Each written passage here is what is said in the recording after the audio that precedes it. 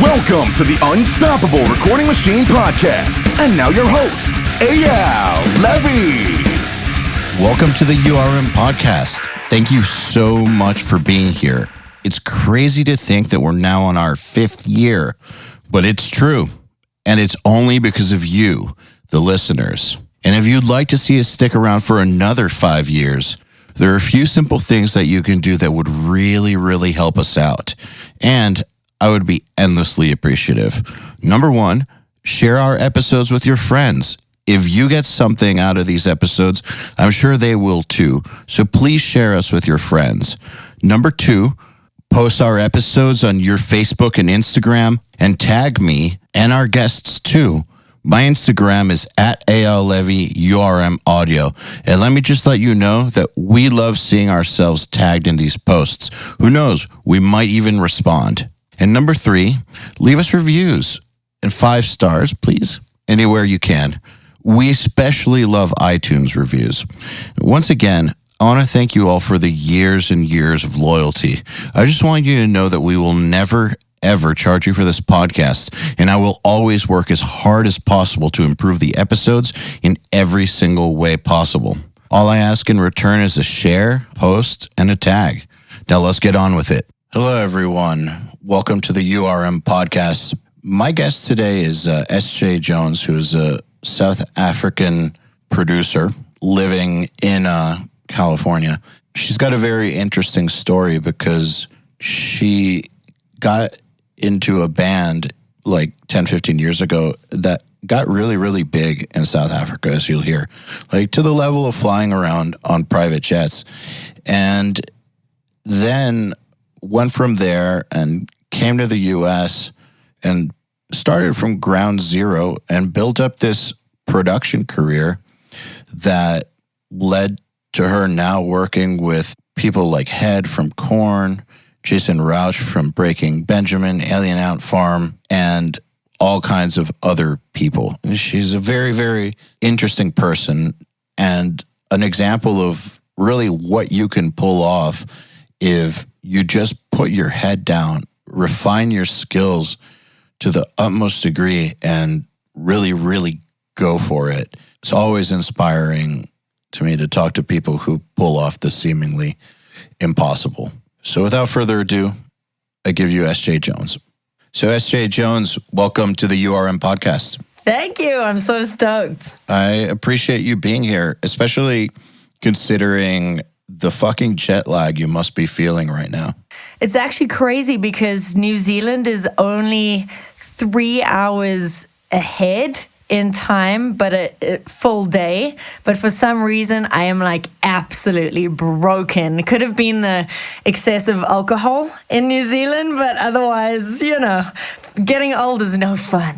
What were you doing in New Zealand? You said it was some sort of a tour? Yeah, so I'm a part of a DJ duo, as well as a million other things that I do. And so we were brought over by some promoters doing Waitangi Day, which is the Marae, like the tribal people doing a kind of a get together. And it was super cool. It was like 5,000 family and kids, and it was a good vibe. And then we got to go up north and surf a little bit and hang out on the beach. It's a beautiful spot. That's quite the journey to go play some shows. It sure was. And then I threw in a session with New Zealand's biggest selling hip-hop pop artist up there too. So, never sitting still. Crazy times. Do they have like a serious music scene there? They actually do. I mean, New Zealand's so tiny. I related a lot to how South Africa was. Artists become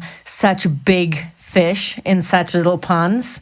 And then when you step outside of your own country, it's like, oh, holy crap, how are we even doing this? But they have a really cool scene over there. There seems to be a lot of music support, and people really like rock. They love hip hop. I guess it's the same everywhere, really. What you were just saying about the big fish in a small market reminds me of something that a classification I always make when someone is telling me that a metal band is big or something. I always need to know if it's big for metal or actually big. Right. Because it's two completely different things.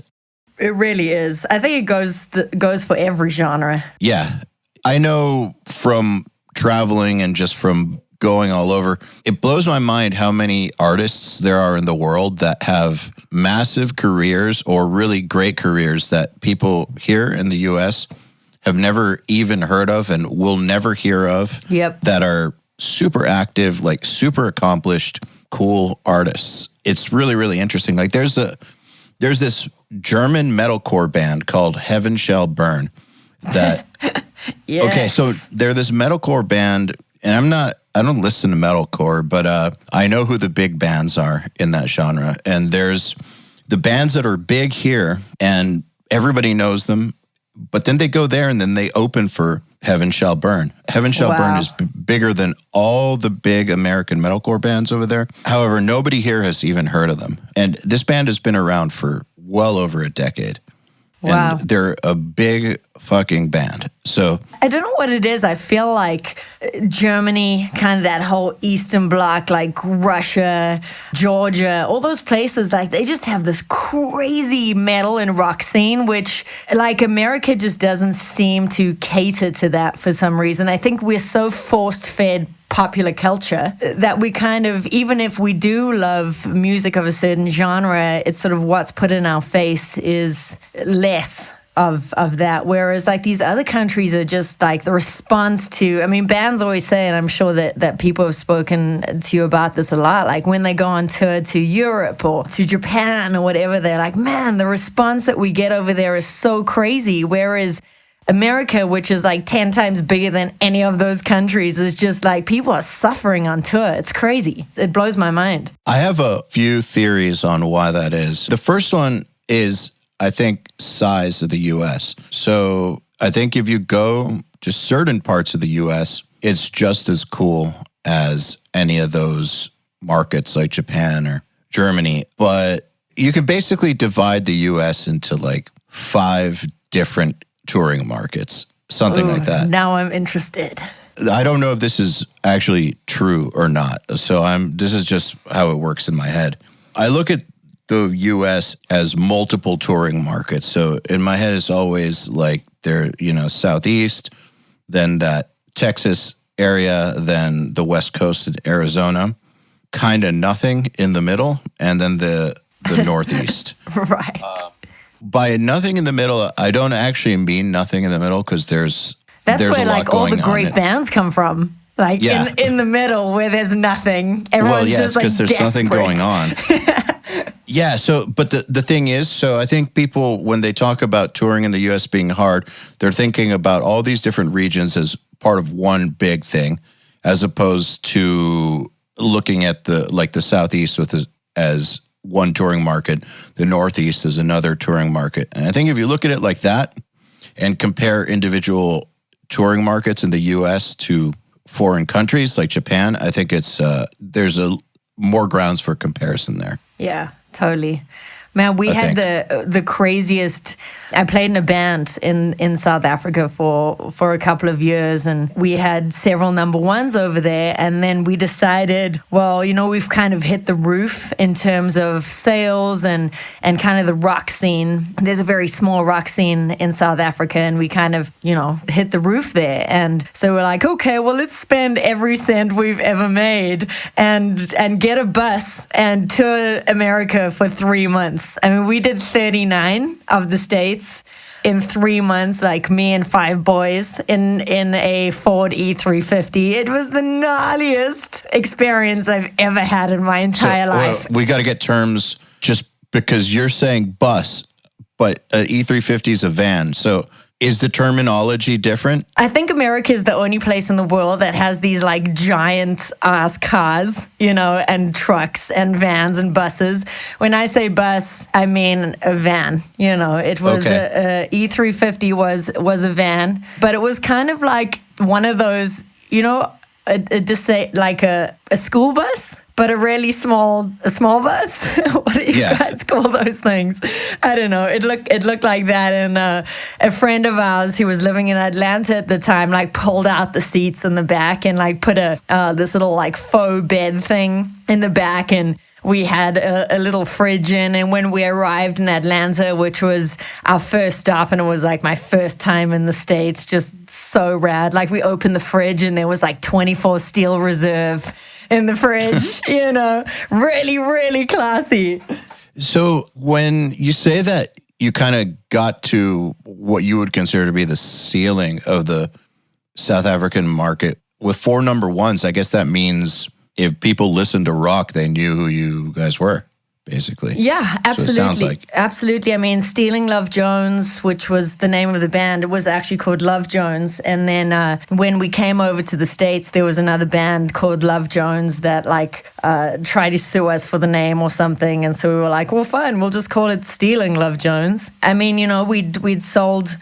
I mean, I can't even quantify what it was, but it's sort of there's definitely a great rock scene in South Africa, but it's very divided. You get the Afrikaans scene, which is kind of the Dutch sounding rock scene, and then you get for lack of better terminology, kind of the white rock scene, you know, and then you get Kwaito, which is kind of like the hip hop. And that's such a massive scene over there that it's kind of hard to sustain, but there's definitely a living to be made from it. And then I guess I was just like, there's no way that I wasn't born to figure out something in the United States, and that's kind of what we decided to do. So it just wasn't good enough for you. I mean, it was the best platform from which to launch myself. You know, I think. No, I get it, but you know what's interesting to me is always when someone says this isn't enough for me.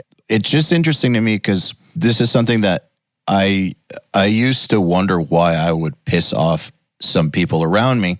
Because I'd always hear, you should be happy with what you've got. Lots of people would kill to be in the position you're in lots of different scenarios over Absolutely. the years. And I'd be thinking, no, I'm not even close to where I want to be. So I imagine there would be lots of people in the South African scene who would have been perfectly happy with the level you guys got to. Yeah, I mean, I guess so, and I guess it's true. Just, you know, I just wanted more, and I don't think it was like a super narcissistic fame thing. It was just I wanted to see what else was possible, you know, which is really cool. And South Africa really does have, as incredible as the music scene, as incredible as it is over there, it definitely is limited. And so being able to use that as a platform. Honestly, I feel like if I was born in the United States, that I would never, ever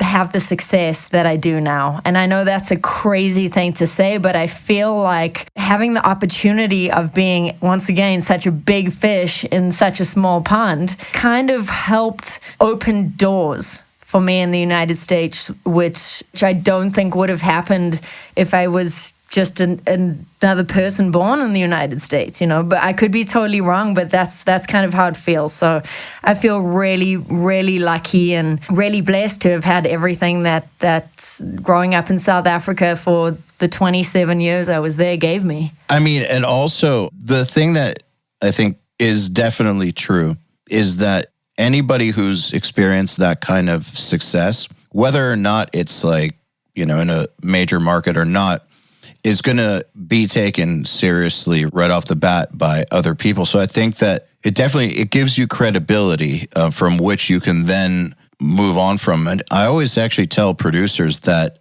if they're having trouble getting clients and, you know, they've done everything, you know, they've gotten pretty good, they have a studio, they've tried internships, like everything, and it's just not growing. Maybe they need to try to get in a band or something. Right. Something where their own credibility, their own name can get out there, and they can start making relationships. Totally. It's such a catch-22 situation because, I mean, absolutely being able to say that I toured with Fall Out Boy, Jimmy Eat World, See the Evanescence, you know, that's such a huge asset to your resume. And there really is a catch-22 situation because there's so many incredibly talented producers and engineers out there and nobody gives you freaking time of day, you know? And it's like, well, how am I not going to get there if you don't give me the chance or the opportunity. Then people keep going back to the same producers and the same engineers over and over again. You know, I love giving people chances and opportunities because I feel like I was given so many. And that's something really important for us as people that have all of these great doors open to us, that we open the doors to future producers, engineers, bands, you know, at least give people a chance. I completely agree with you. So how was it touring the U.S.? You didn't tell me, was it? I normally find that people who tour the U.S. for the first time, unless they're really, really big here, find it to be pretty demoralizing. It was so daunting, man. It was like, I mean, we were kids with stars in our eyes, you know, and I think delusions of grandeur. You know, I've learned so much in these past 10 years of being in the States. It was just so big, you know, the Americas, it's so massive where, you know, in South Africa, we had a crew, we were flying in private planes. We didn't have to do anything. You know, we'd got to that point where kind of the lugging your own shit around had stopped. You know, we got here to the States again, and it was like being in a band from day one again, which I think was really tough mentally for all of us because we'd worked so hard and we were like, oh, wow, you know, we're freaking rock stars. And then now we're back again, offloading like drum kits, bass amps, guitar amps, setting everything up, playing the show to one person, tearing everything down, putting it back in the trailer, and driving 15 hours to the next show for one person. You know, so it was the most humbling, insane experience, you know. And I think if I could do it all over again, I would definitely do it differently, even though I don't exactly know how I would do it differently, because we paid a lot of money to try and have a career over here. And America is, you know, the rand, which is the South African money, to the dollar is almost the same as the peso. You know, it's almost 20 to 1, it's like 16 to 1. So it's like, you know, $50,000 is like $500,000 rand. You know, it was just that, and that's how much we spent on the tour, just being able to live. And basically just could have drawn $50,000 and set it on fire. That's kind of what I equate the tour to.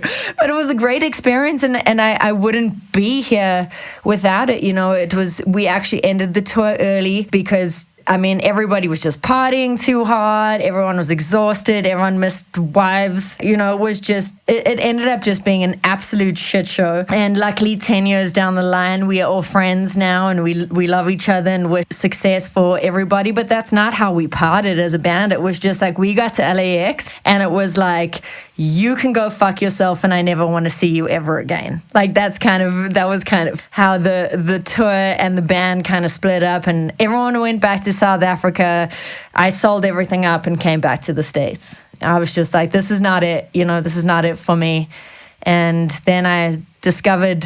So it didn't chew you up and spit you out? Well, I mean, basically, I definitely hit like a super low time. I just got home, and I think I have a really bad memory, and I blame it to my excessive partying when I was a kid. But I'm pretty sure that I was in bed for about 3 months, you know, just kind of like, my life is over. Like, well, I mean, one of the good sides of having a bad memory is that you won't remember how long and shitty the tour was. Seriously. I mean, yeah. There's like, I remember the beginning and I remember the end, like the whole middle parts. I remember nothing.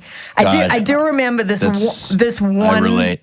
One crazy, I can't remember where it was, but it was like something called like Little Red Bar or something. And we ended up getting snowed in. And so we couldn't play the show, and so we ended up going back to the manager's house. He lived in this crazy, like, it was like this haunted house. It was just had weird rooms everywhere, and we ended up like taking shitloads of mushrooms that night, and there was like a teddy bear in the room, this giant-sized teddy bear that was speaking to me the entire night. And I remember being like the next morning going, holy crap, like, we gotta get out of here, guys. This is the craziest situation ever. But one of many bizarre tour stories. What was the teddy bear saying? Man, Who knows? I can't even remember. All I remember was that its head was turning around. Do you remember the dinosaurs? Not the mama. Do you remember that song, that kids? No. It was dun, dun, No, I don't know what dun, you're talking about. The dinosaurs were freaking amazing, but there was this baby dinosaur and its head used to turn around. Is that a South African show? No, it wasn't. It's an American show. And the baby dinosaur, when he got sick, like his whole head turned around and he was like, not the mama.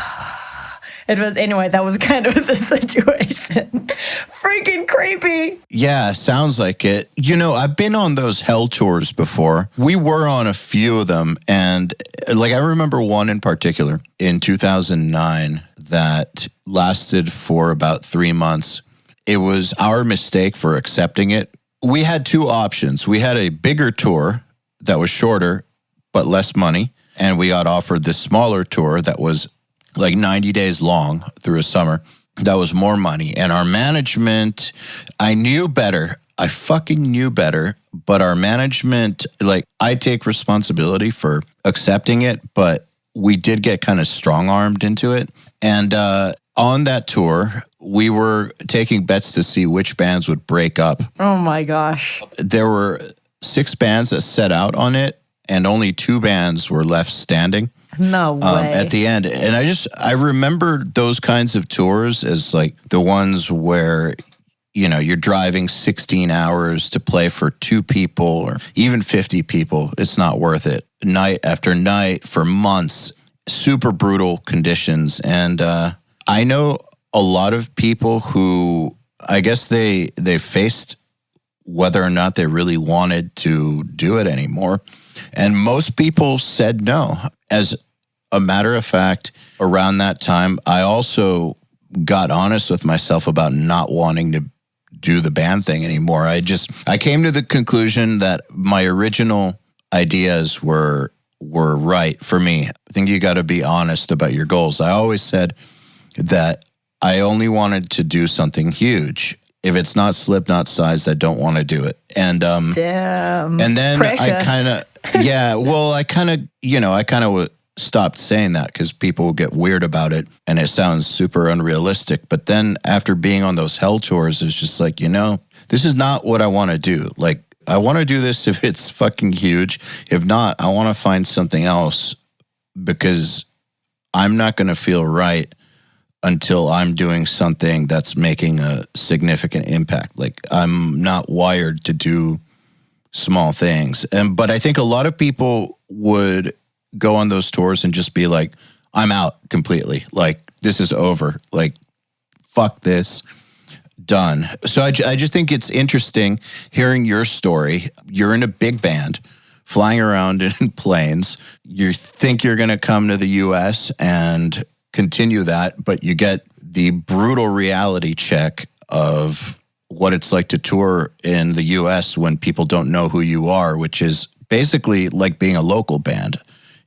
You're basically, for all intents and purposes, you're the furthest thing from a local band in the U.S., obviously, but it's like the same thing. If you're playing for one person and nobody cares and extremely demoralizing, I think that most people who would have experienced that would have been it forever. It's interesting to me that you took that as sign that you weren't done yet and used it to catapult to the next step. I think that says a lot. South Africans in general are pretty resilient. There's definitely something about the work ethic of people that I've grown up with that is different from a lot of places that I've experienced around the world. I think something that's really important to me is paying your dues. And I have so much more respect and more joy when I work with people that have paid their dues. It's it just feels better to me. There's a story to be told. There's a little bit more grit in that. There's nothing worse to me than American Idol or something like that, where somebody was a dentist yesterday and today they're the biggest fucking artist in the world. That just makes me so mad. And yes, I'm excited that things evolve and I'm excited for these opportunities because it creates opportunities for songwriters and producers like us to be able to actually make some good cash. But it's like, man, that really irks me. I'm just like, oh. It puts some really fucked up ideas in people's heads about what it means to have a career in this. But it's not just in music. Like when Shark Tank became a successful TV show, the same thing happened with entrepreneurship, where people thought that you just get an idea for like this iPhone case that like cooks for you, and then Mark Cuban's going to buy it. And totally. I remember being in line somewhere. This was a few years ago when Shark Tank was really, really big and popular. I mean, it still is, but like when it first like got really big, someone was talking about some business idea he had, and his friend was giving him advice on how to get that idea to the next level. And the business plan was get on Shark Tank, which is basically the equivalent of crazy. I have a dream for music, American Idol, that's the path. That's such a fucked up notion of how things work. It's the worst. First of all, it's completely unrealistic. Right. Most of the people who even get those deals, on whether they win American Idol or they get a Shark Tank deal, the majority of them fail because it's not based on anything. But beyond that, what you're not seeing on TV is the 20,000 people who got rejected. Right. That part isn't really made a big deal of. So you're seeing like 10 people that are finalists and then one person who's like living this dream, but you're not actually, the public's not really understanding just how much of a lottery win that is and how just stupidly unrealistic and bullshit the idea of winning that is. I feel like it also changes people's work ethic, you know, and yeah. I'm a believer in hard work gets you where you need to be. You know, you want to be a great musician,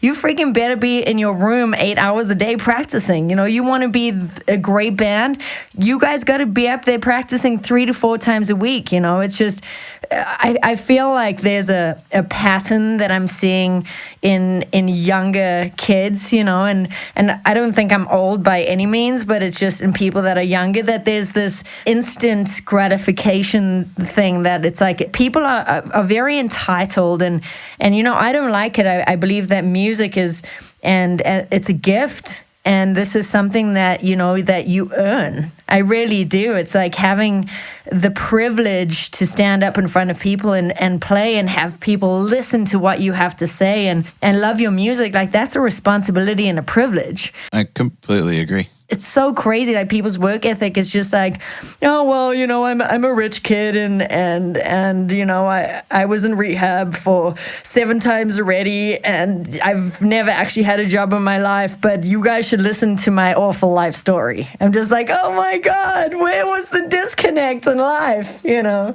God, I do sound old, but anyway. Well, the thing is, I will say that, well, I've got 2 ideas on what you're saying. First is that I think, at least as far back as I can remember, people were always lazy. So I remember in the 90s trying to put bands together and being so fucking frustrated because nobody had work ethic. Mm-hmm. And I had a dream of being in a band where everybody practiced as much as I did, but I was not finding it. And it was really, really bothering me. And I remember that from the 90s. So I don't think that the new generation has a monopoly on it, but I will say this. I think that with every technological advancement, there's obviously going to be pros and cons, no matter what, always pros and cons. There's so many pros to this technological revolution, but I think one of the cons is that if you were born to where the internet was already big, so like say 2000 and on or something.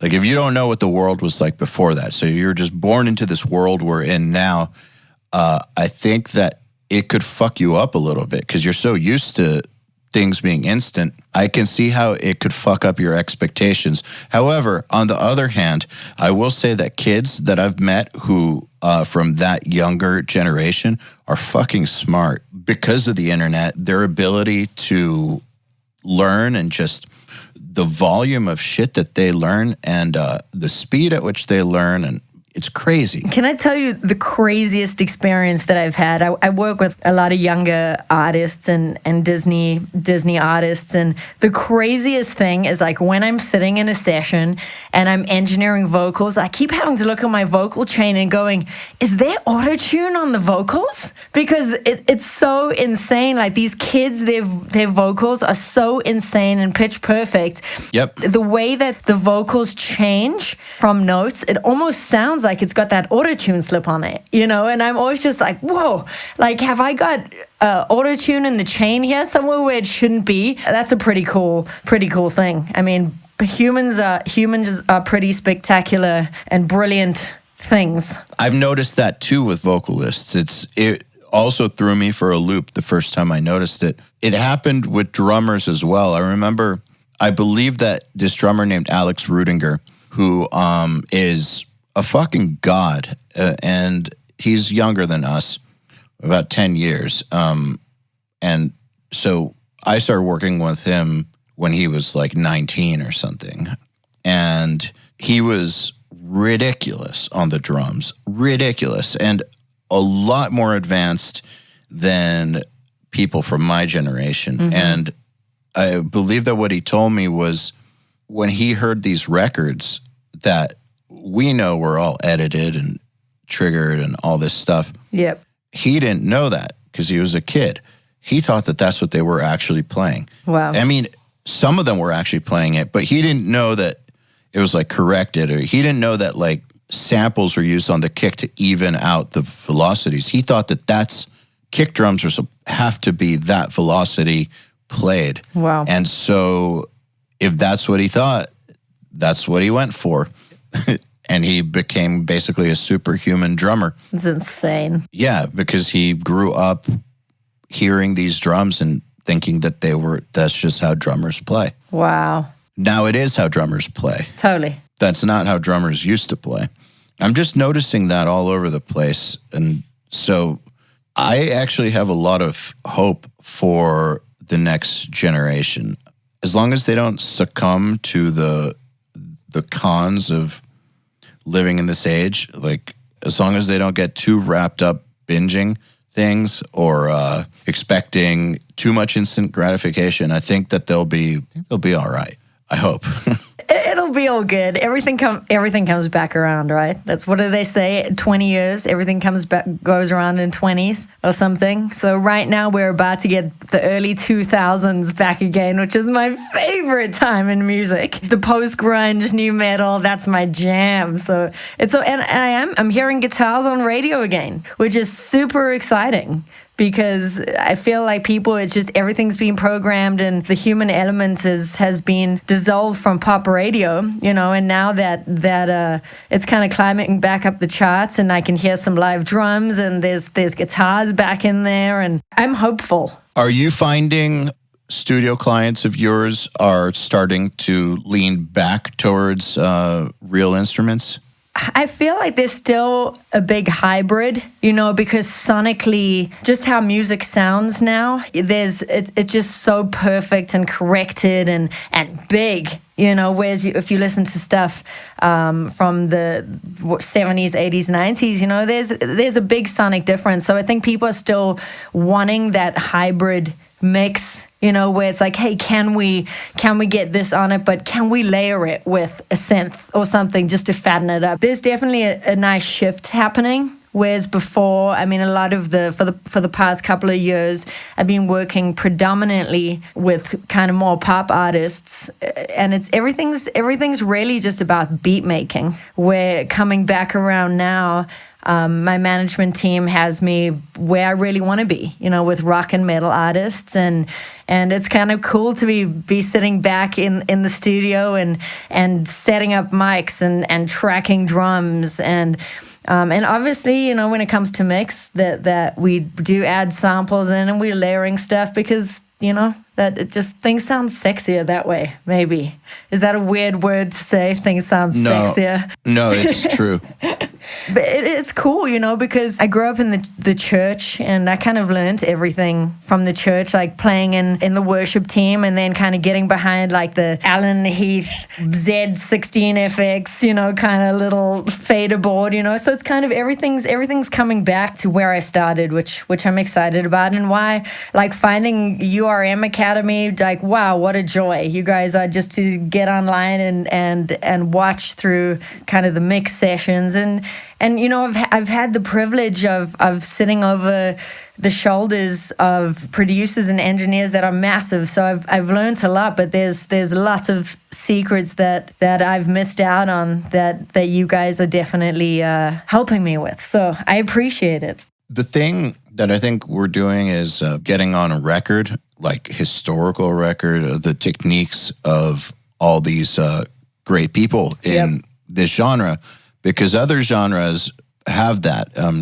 You can go to a recording school and all these best practices from all these other genres that are like normal people genres. You can go and you can learn them. They've been documented, but rock and metal never was taken seriously in that capacity. I mean, some of the techniques definitely overlap, and engineering is engineering, but the specifics of these genres just were never taken seriously. There was nowhere to really find that stuff, which bothered me to no end. So let's go back to talking about you coming back after that disaster tour, because I'm curious about how you ended up coming back and how that ended up turning into the career you've got now. Because like we said before, like that could have been the end point, but it wasn't. How did you end up coming back? I was hanging out with Sean from Seether for a little while, and he was living in Santa Monica, and I was like, man, I just want to come back and do great things. And he was like, Esjay, well, I think that you should move to San Diego first, because LA will suck you in and spit you out. He's like, which is true. Like LA is a gnarly place. It really is. It's like, if you don't have a little bit of like backbone or a little bit of whatever you need to have, it's like you will leave there a broken person. So I love him for that piece of advice. I moved to San Diego. There's a great community of South Africans there, so I had a little bit of a support base, and I basically just started like gigging again from as if I was day one. I was playing at bars like 5 nights a week for $50 a night kind of thing, just kind of having to do a hard reset on my life. And then I met somebody that was in the... Wait, so was that psychologically tough, or were you cool with it? I think I needed to do it. It's like, I felt like, okay, cool. America beat me down, and now I'm gonna come back, and I need to keep having some kind of an income, because the money that I have saved is not going to last me very long. So it was like, okay, cool. I'm going to do exactly what I know what to do. Let's start from my small little town. So I literally beat down the door of every single bar, and I was like, you guys need to hire me. This is my resume. I will do originals and covers. And I was doing like 3-hour sets, for $50 every night. And like now, if I think about it, I'm like, holy crap, like I couldn't even play one cover song. So once again, kind of just building up that resilience and just being really good at your craft, being able to rock out on an acoustic guitar in front of like strangers at a bar every night, being able to take requests, and these are not things that I ever wanted to do in life, but it was just kind of what I felt that I needed to do, and I needed a job, and I've never done anything else in my life but music. So I had to figure something out to be able to get from A to B in the States. When you came back, what was the goal? Like, what did you want it to build towards? I have absolutely no idea. It was I just knew that I did not want to be in South Africa, that I don't believe that I was born to just kind of hit that cap. Like, that's sort of where I was at, and whether it be delusions of grandeur or whether it just be like stubbornness, I was just like, I need to push through and make something happen. So eventually this person that's a songwriter, and she's actually a really big producer as well, Jennifer DeSilvio, she taught me everything I know. And she saw me playing at a bar one night and was like, have you ever considered being a songwriter? And I'm like, what do you mean? I am a songwriter. How rude, like totally my ego all bruised. And she's like, no, I mean like writing music for other artists. And I was just like, my mind was blown. I was like, what do you mean writing music for other artists? Like, don't artists write their own music? Like your cables were crossed. I'm just like, whoa. I had no clue until like 10 years ago that the position as a songwriter even existed, I understood what a producer was. I understood what an engineer was. And in South Africa, I'd been, like, before I'd kind of got into the band thing, I was interning at a studio as, like, a second engineer, like, straight out of school, So I understood all of that stuff. I just had no clue that there was a job title as songwriter, or top liner. And for those of you that don't know what the term top lining is, it's basically the melody and the lyric. Yeah, I didn't know what that was until about 7 years ago. Yeah. I didn't know that was a job. Yeah, it's insane. So I was just like, okay, this is cool. So Jen basically just like took me under her wing. Wait. So she just saw you in a bar, and that's crazy, actually. Well, I feel like I've had these wonderful moments where maybe what is the word, that they confirm or affirm in me that there's something greater than just me, because like the same thing happened with my band in South Africa. Like this guy saw my band playing at a bar and he came up to me afterwards and he was like, I want to fund your first record. Like just straight up, no strings attached. Like all I want is when the record's done, please put an album on my desk. That was it. Like literally wrote me a check right there. Like no sex, no blowjobs, just like straight up, just boom. Here's like $20,000. Go. His name wasn't Harvey? No, fuck no. Awesome. It was insane, and that's why I have such wonderful hope in humans and why I really believe in just giving and The thing about your story, that happening multiple times, I do realize that it is crazy that that's happened, but it wouldn't have happened if you weren't putting yourself out there. Agreed. I mean, like, I feel you and I are cut from the same cloth. We're hustlers, and man, still, I mean, I'm 36 years old now, and it's like it never stops. I feel like in order to really get where you want to be in life, and now that I'm choosing jobs that I love more, that pay a fraction of, kind of big selling artists. It's kind of, you have to keep doing many things in order to do what you love. That's actually an interesting point. And I think a lot of people aren't aware of this, but a lot of times when you're first starting to get opportunities along the lines of what you're looking for, you have to make financial sacrifices to make them happen. Eventually, that's no longer the case. Right. But oftentimes when you're first starting to get like the attention of a level above where you've been operating or several levels above, they're not just going to offer big money. You got to prove yourself. And so you're going to get offered what they feel like paying. And I think the people who understand that and kick ass regardless are the ones who end up ascending to doing really, really well. Yeah. But I know a lot of people who have felt like they're too good to make that sacrifice, which is suicidal. It's either you or somebody else is going to do it. Yes, exactly.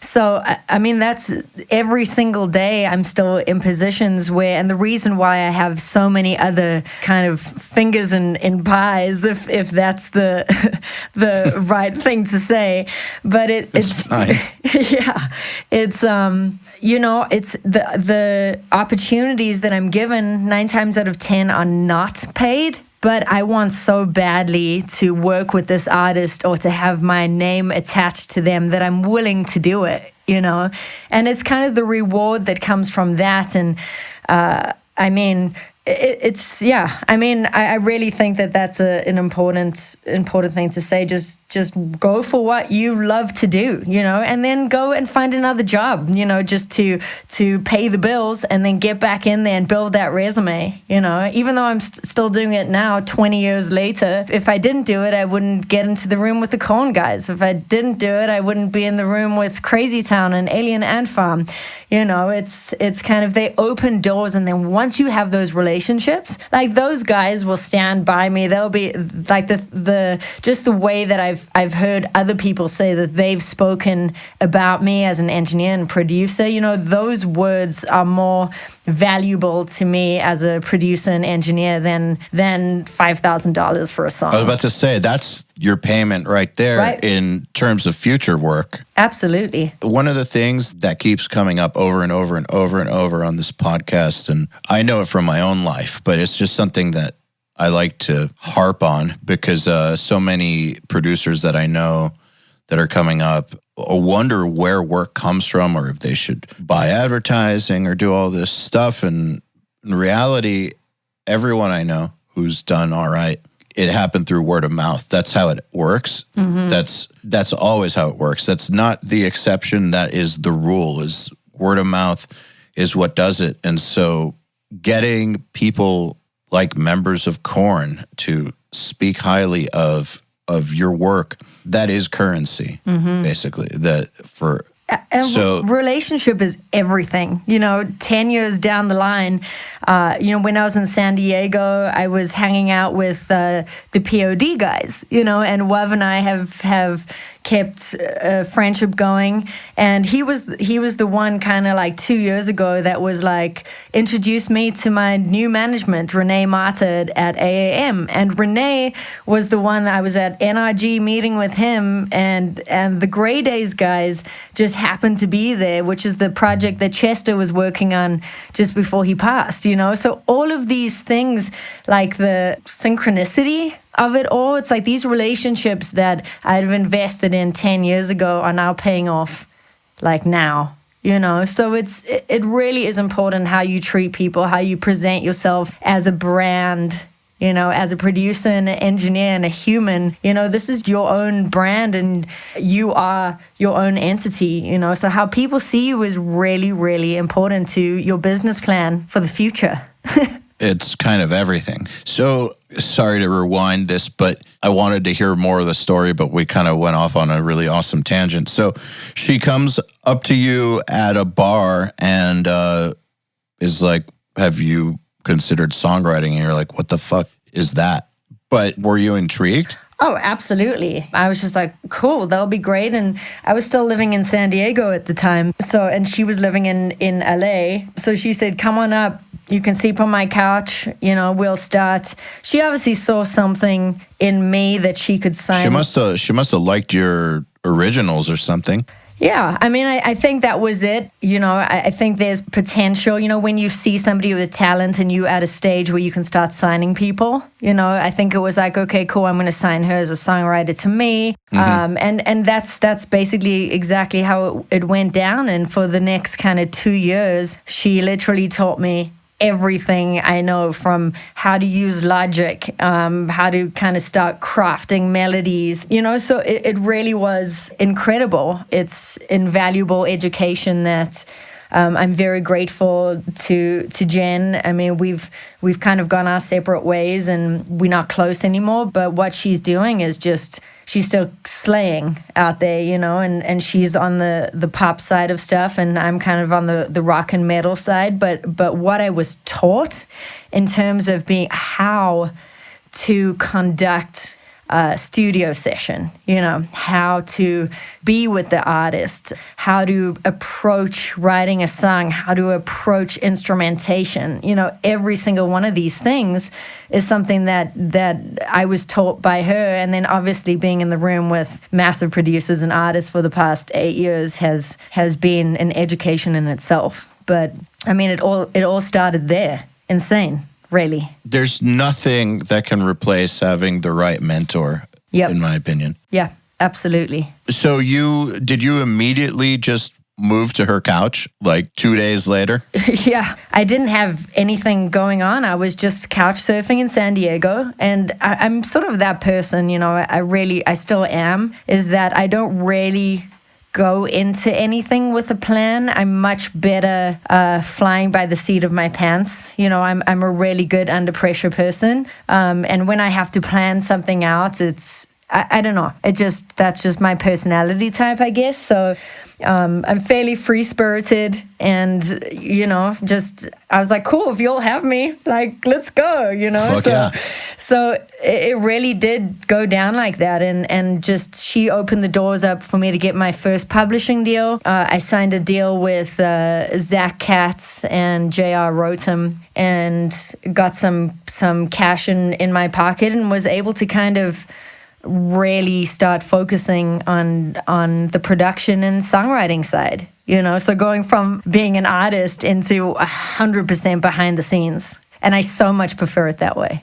Is it kind of one of those things where you didn't even know that the position existed, but then as soon as you got started, it was like, oh yeah, this is it? It's just such a cool thing because you're able to impart your thoughts and your stamp on something, but still be completely transparent in it. You know, it's the most incredible experience and the most intimate experience, just walking to a room with a stranger and leaving with somebody that you feel more intimate and passionate about than a lover. You know, it's like, it's the craziest thing, you know, and it really is. It's this very emotional connection that you have with these artists when you get into a room and you start digging into every little piece of the songwriting, every little piece of the production, like sonically, like all the atmospheric textual stuff. You know, it's like, it really is like being inside of them and them inside of you. It's a mind fuck. It's awesome. So on that topic, like when you're meeting an artist for the first time that you're gonna write with, how do you break the ice?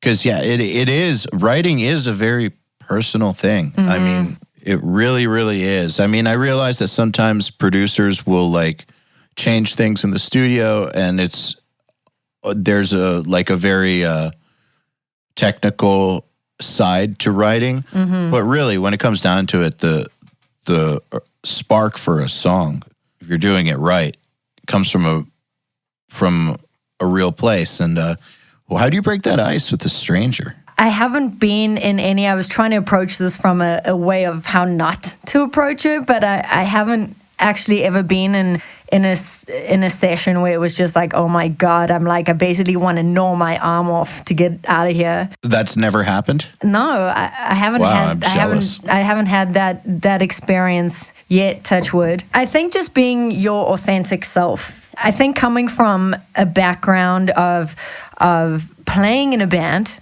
I definitely am a girl that's one of the boys, you know, so I have a great rapport with men. Like, guys just see me as their best bud, you know. It's like there's not this weird like, oh, it's a girl in a room, oh, it's a guy in a room, like there's this weird sexual tension. It's just kind of, it works really well.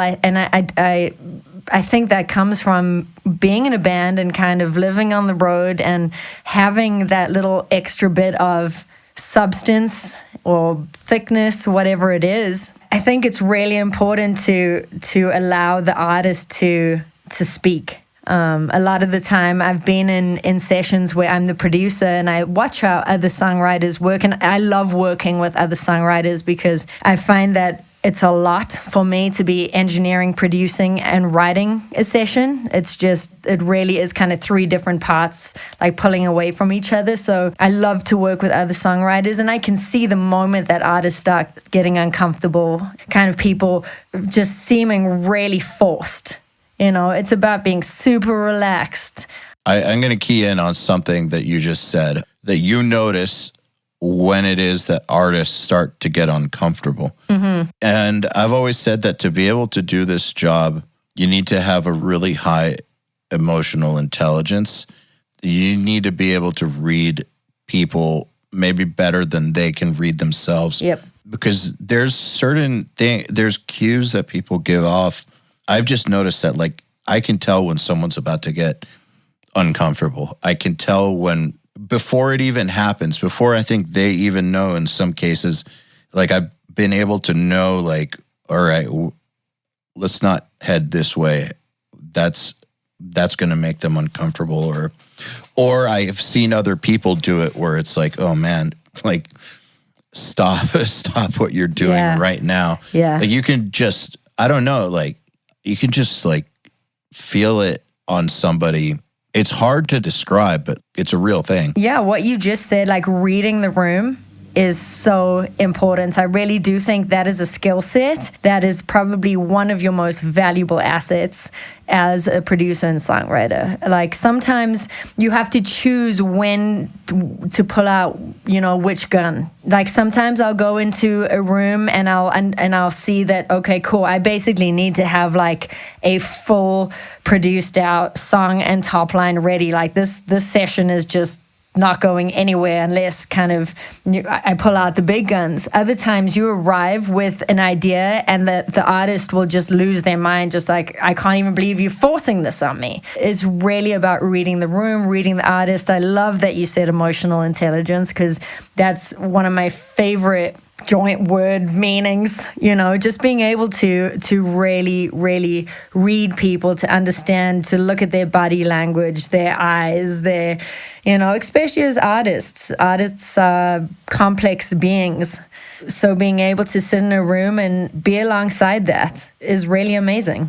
I completely agree. And I do think of the whole emotional intelligence thing very much like a different type of intelligence, because, like, really you're getting signals from people. Like, you're getting their body language, you're getting fluctuations in the tone of their voice and the pitch, the tempo that they're talking at, like, everything, all these signals that they're giving you, which if you had to take the time to analyze each one individually, you might not be able to react fast enough to prevent someone from going down a bad path or getting uncomfortable or whatever. But if you can just somehow interpret all of them fast and set the vibe properly, not in reaction, but in accordance with the vibe that you're getting, that's how you win, I think. And that concludes our advice from Dr. Love. Cool. Talk to you next week. I mean, you're so right. It really is. Everything that you said is just spot on. So you're getting into these sessions with her. She's teaching you all these incredible things.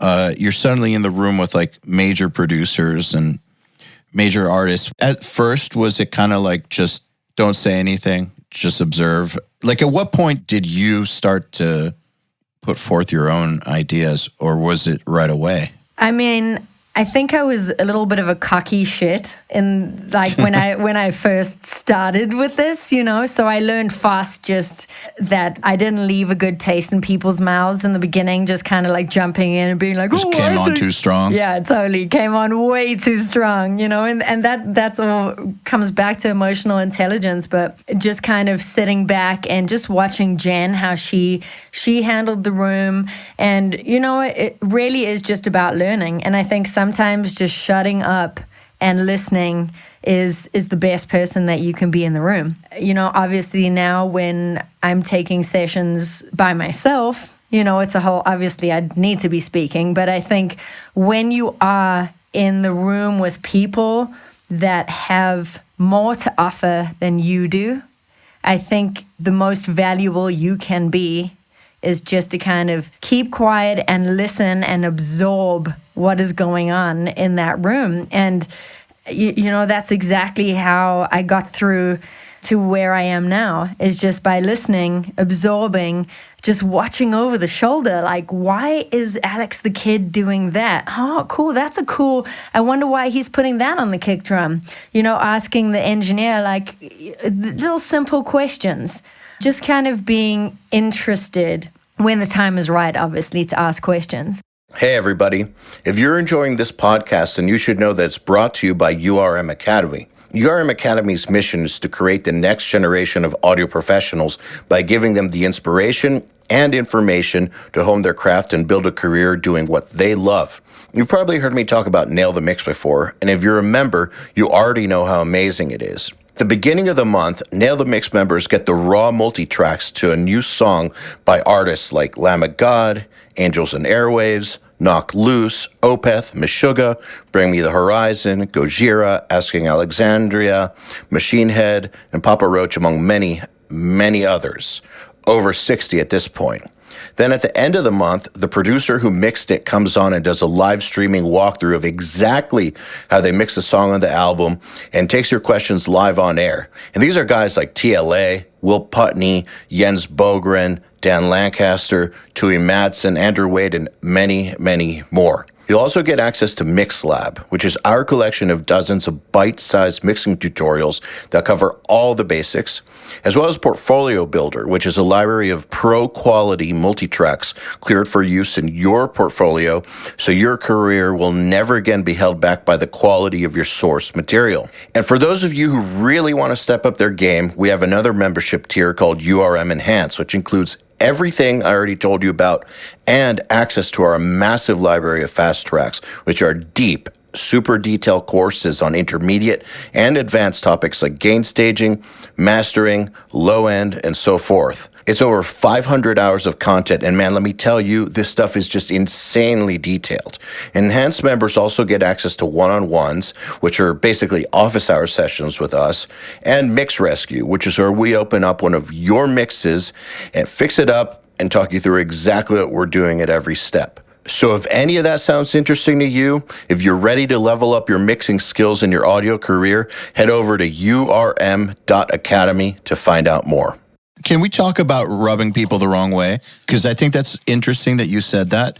And I think it's interesting that you noticed that. That's that emotional intelligence I was talking about. A lot of people in this field lack self-awareness. And I think that you need to be self-aware because you have to understand the effect you're having on other people. And you need to try to judge your own level somewhat accurately. I know you can never totally understand your own level. It's impossible, I think, because it's too close. But you need to be able to kind of know what level you're playing at. You need to be able to know if something you're doing is total shit or awesome.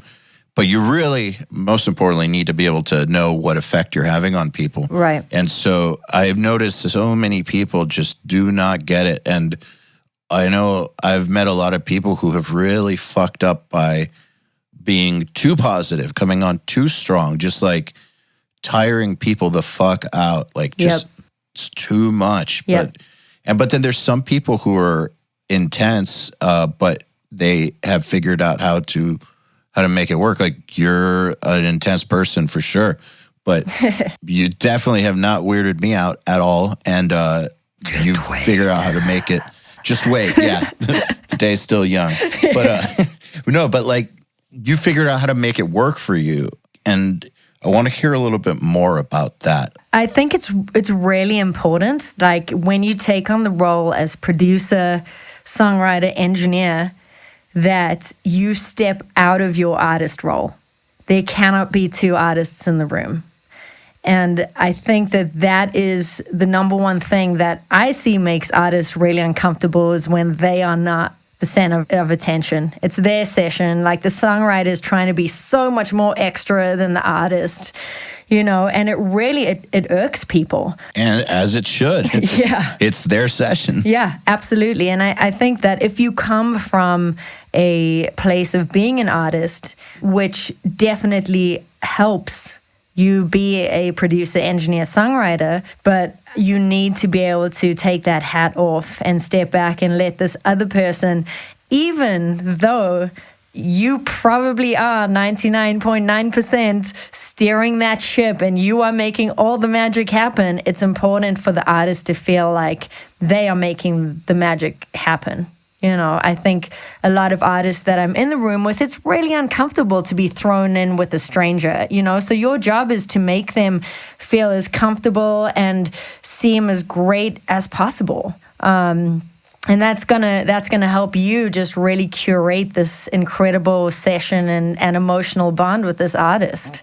So stepping out of the artist role, important. But how did you realize that, whoa, people are reacting to me in a way that I don't want? I need to change that. I mean, I can't really put my finger on like the exact emotion or however I felt. It was just, when people are into you and people are just not into you. And sometimes just stepping back a little bit, like for sure, I have a very big personality. So my job is to figure out when that personality needs to be there, or when I need to like back her up a little bit, And I think, and you can absolutely feel, people are either going to be into you when they're seeking your approval, when they're seeking your attention, or they just like, oh my fuck, can this girl get out the room already? So to be honest, I haven't actually had that experience, but there's definitely times, where you can feel that your opinions are more appreciated than others. And you're paying attention to that. Yeah, absolutely. I mean, when we were working on one of the Grey Days songs with Head and Jason from Breaking Benjamin, I was just like in the room, shut up. I'm just like, whatever you guys want to do, and Head was like, but what do you think, SJ?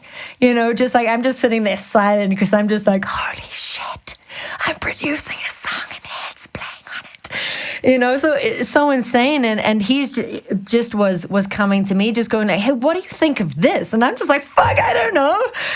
You're from Korn, just whatever you want to do, put on it. It's going to be great. So it's just knowing when to pick and choose your battles of when your opinion is wanted and when it's not, especially with somebody that's such a vet in the industry. Even working with Matt Sorum, who's the drummer from Guns N' Roses and Velvet Revolver, and it's so great to just sit back and let him put a stamp on and then like, hey, what do you think of that? Like, great, try this. If they ask for your opinion, at the end of the day, when you're working with artists that are just so much more than you are, I think, again, it's important to sit back, absorb, wait for the right moment, let them come to you rather than you forcing your new ideas onto them.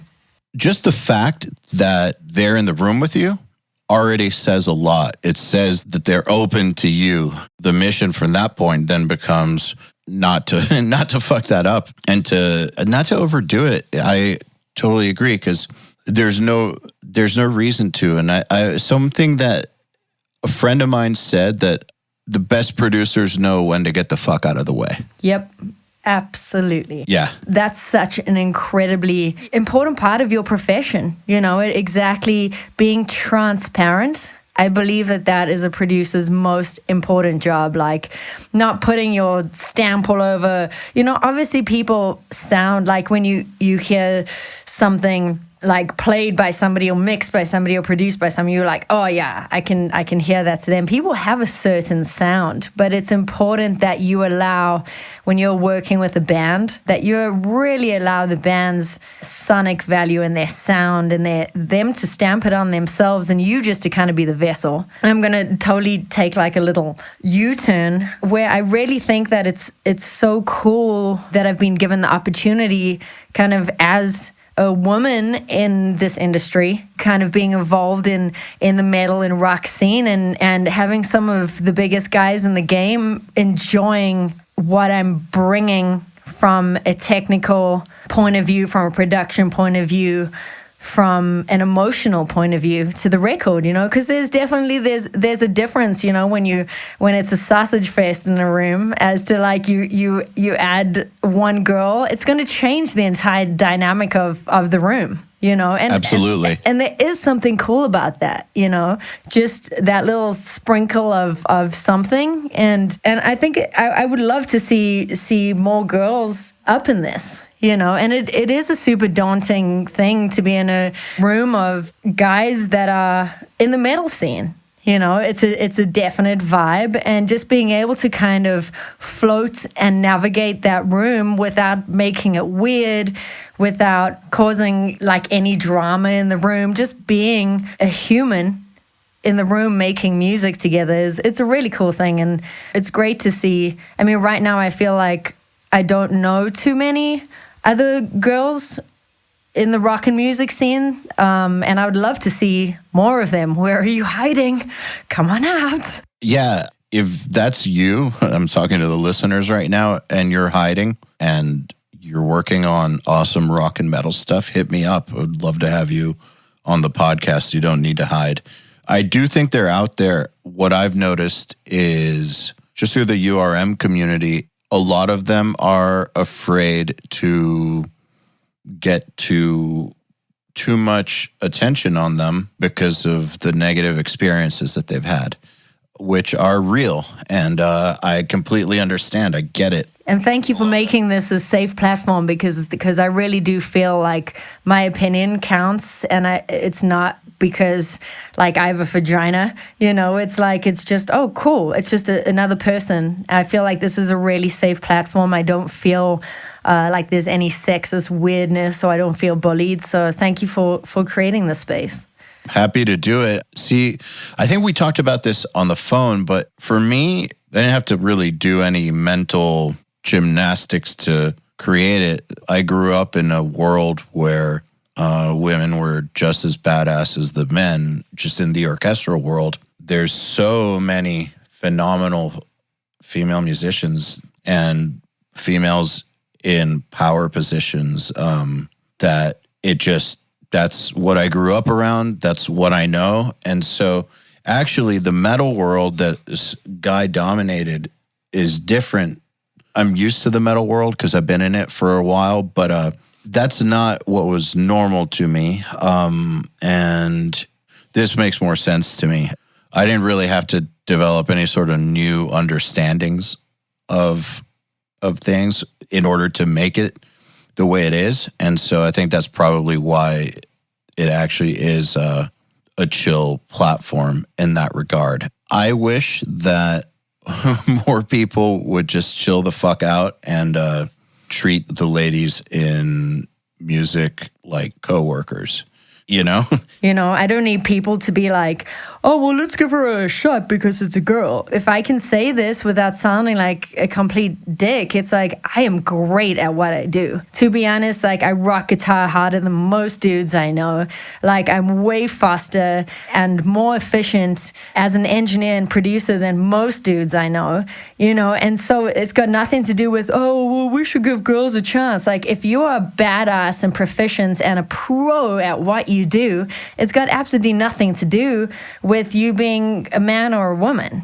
Just be great at what you do and then come in owning it. Like, don't be cocky and just like, make everyone feel weird about it. But it's just like sitting down and just freaking dominating and people just going like, oh, holy shit. Hey, what about this riff? And the guys just go, oh, fuck. Okay, cool. Let's try it. So it's just knowing your audience, knowing, if metal's your thing, make sure you got your chops down. That's the vibe. I will say this. I do think that at the end of the day, in music, all bullshit aside, people do bow down to superior skill.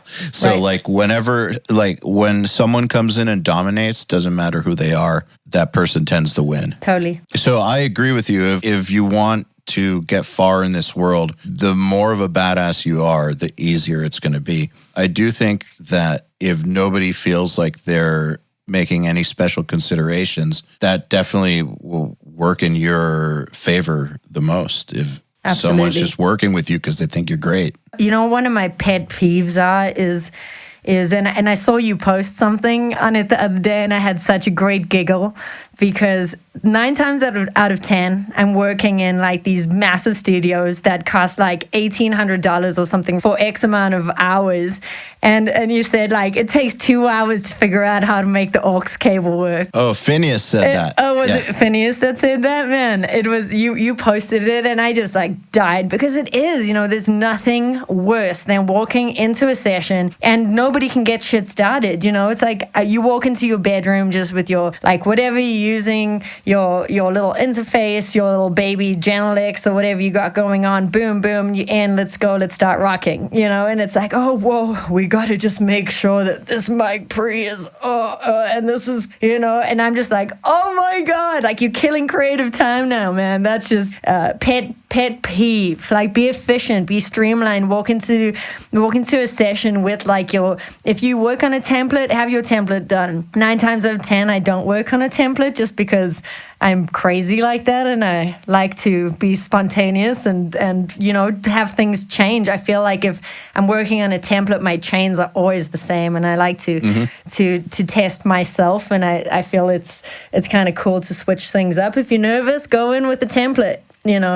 When I did the Breaking Benjamin Korn session for the Grey Days stuff, I went in with a template because I was shitting myself. So figure out what's good for you and be efficient. Be like, have everything dialed in, ready to go. It's like there's nothing worse than it's a mood killer, vibe killer. It's like I can't get anything working. Everyone's feeling weirded out. Like, so the reason I reposted that was because I've had that experience in big studios. Like, I've had that experience where you're paying all this money and half the channels on the board don't work. Yeah. And they don't know which channels work and which don't. And it's a fucking disaster, and they're charging you anyways. Yep. I remember this one. I was assistant engineering on a Job for a Cowboy EP. We went to this really nice studio with like an SSL, and the SSL just wasn't working that first day. They couldn't figure out how to fix it. Like, had to get like some expert guy to show up the next day and rewire a bunch of shit. Like, it was fucked up. They charged us anyways for that day. We lost an entire day due to their SSL not working. Wow. And we still got charged. And I've been in that scenario so many times. I really do think the thing that blows me away is when someone is on top of their shit and somehow just has it all together to where work gets done easily and it doesn't feel cumbersome. You know how there's certain projects or certain people, it just feels like everything is just so fucking painstaking. It's just painful to just get a riff done. And then with other people, it's light. There's no effort. It just works. That, to me, when I'm around people like that, regardless of what capacity, those are the kinds of people I want to work with more often. Like, I remember that. I note that always have. Like, it's one of the most impressive things. I feel like we'd make some good music together. Probably. Quick and good. I'd have to get good at making music again, though. It's been a while. You're completely out of the game? Here's the thing. I'm not good at doing multiple things because I get super obsessive with like the thing I'm doing. I go all in and have like no hobbies, and like it's the only fucking thing I do. I've always been that way. I'm an extremist, and it's caused me problems in my life, but it also has brought me success. Like my mom used to tell me when I was a little kid that I'm an extremist and I should chill out a little bit, but it's just the way I'm wired. So when I decided that I was doing URM, in order for me to be able to really do it, not just to have the time to do it as far as scheduling goes, but like mentally in my head, the only way that I could actually do it would be to quit everything else. Because production, when I'm working on a record or my own records or pursuing some sort of a musical ambition, then that becomes the only thing I think about. When I'm working on a record, like that is my entire life. I'm not good at like working on a record and then going and doing something else and then coming back to the record. Like my brain doesn't work very well that way. I have to do the thing I'm doing. So when I started URM, in order to make it what it is now and what it will still become in the future, I had to stop doing everything else. So I'm out of the game. And your room looks sick, by the way. I just checked out that picture. I'm highly jealous. When I need to figure out something with my little cave here at my house. I'm not out of the game creatively, you know. Right. I'm No, still totally. Yeah, like that's the thing is my creativity is still in full swing. The only thing is I just don't really use it for making music anymore. That doesn't mean it won't happen again. I just, like I said, I get obsessed with shit. It's a blessing and a curse. But yeah, this room's coming along. So one thing that I think will be interesting for listeners to know is that this entire time that I've been doing URM and this podcast, I haven't had my own podcast studio or office or anything. Like all of URM has happened from bedrooms, living rooms, kitchens, and other people's studios, like when we go do Nail the Mix. This entire time, I haven't had my own spot. And so right now I just got into a position to have my own spot, my own studio, and I'm going all out, making it awesome. I feel like I've earned it. I didn't feel right asking the company to like build me a room at the beginning, which is kind of weird, but I just didn't feel right. But at this point, it's kind of like I'm okay with it. Yeah, it's freaking badass. You deserve that room. It's awesome. I wish I had done it earlier, but...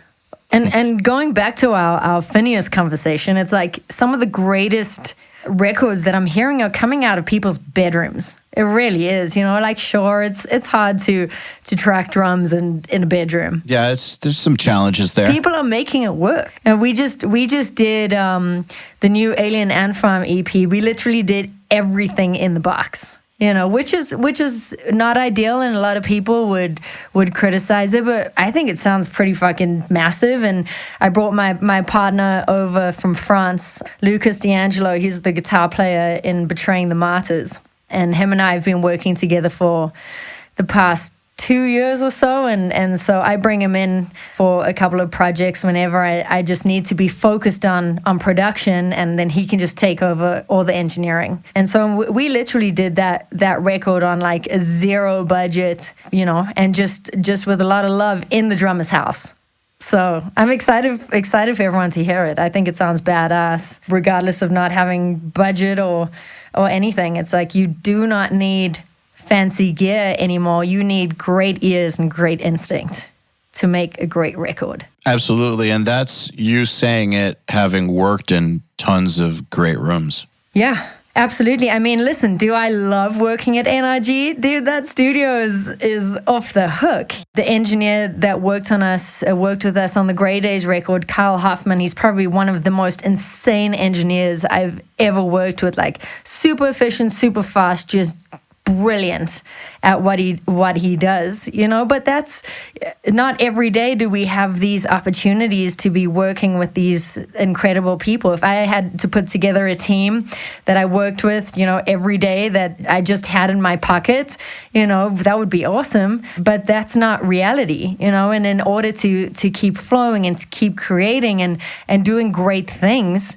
what you have right in front of you on your laptop is good enough, with great instinct and great ears, because it really is. You know, I was watching the Kane Choco in the mix, I think on one of the Papa Roach stuff, you know, and he's just like, I don't know exactly what this does, but it sounds great. You know, and I'm like, that's my boy. You know, that's kind of like my instinct to things. It's like, you know, I'll go with some stuff that I realize that boosting this does this. But sometimes it's just you throw something on and you're like, I don't know exactly what it does, but it sounds fucking phenomenal. And you just got to go with those instinctual gut feelings where you're like, that just changes my entire perception of the song. And again, that's just your opinion, and somebody else is going to hate it, and it really doesn't matter. If you think it's great and the artist thinks it's great, go with that. Do you consider yourself more of a technical engineer or more of a feel-based engineer? I'm definitely a feel-based engineer. I'm feel with almost everything that I do. I would rather there be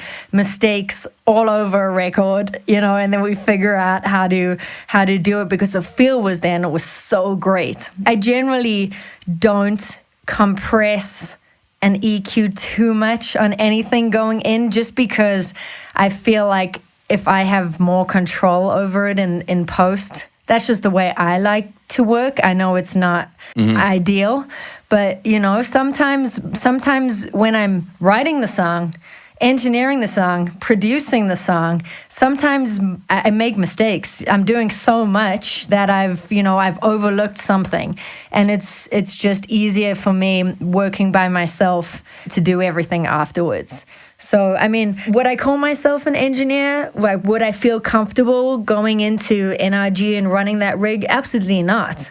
I would need probably a good week just to familiarize myself with everything, understand the signal flow, and I think when you're working in the box so often, we get so lucky with how easy everything is to set up, that when it actually comes to the big guys that are like patching everything in, as simple as it is, there's a lot that goes into the thought, and you can definitely hear the difference. I don't have the luxury to be able to do that when wearing 3 hats at the same time and trying to be efficient and like not losing the magic. And, it's just kind of, let's get something up and going and make sure nothing's peaking. We're good to go. Add a little subtle compression and let's rock. Yeah, absolutely. And I really don't think there's anything wrong with doing stuff totally in the box. I mean, so many awesome people do that now.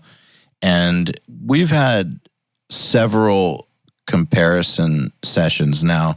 I don't know if you saw the Carnival Nail the Mix. We went to Australia for that with Forrester Savell, and he did the whole mix on an SSL. Wow. But he finished early, and we were in this really, really sick studio in Brisbane, and we were like, why don't we see if we can substitute some of these pieces of gear with the plug-in versions and get it to sound identical. So we spent about 2 hours. It's like the last 2 hours of that Nail the Mix, just dialing the 1176s against the UADs.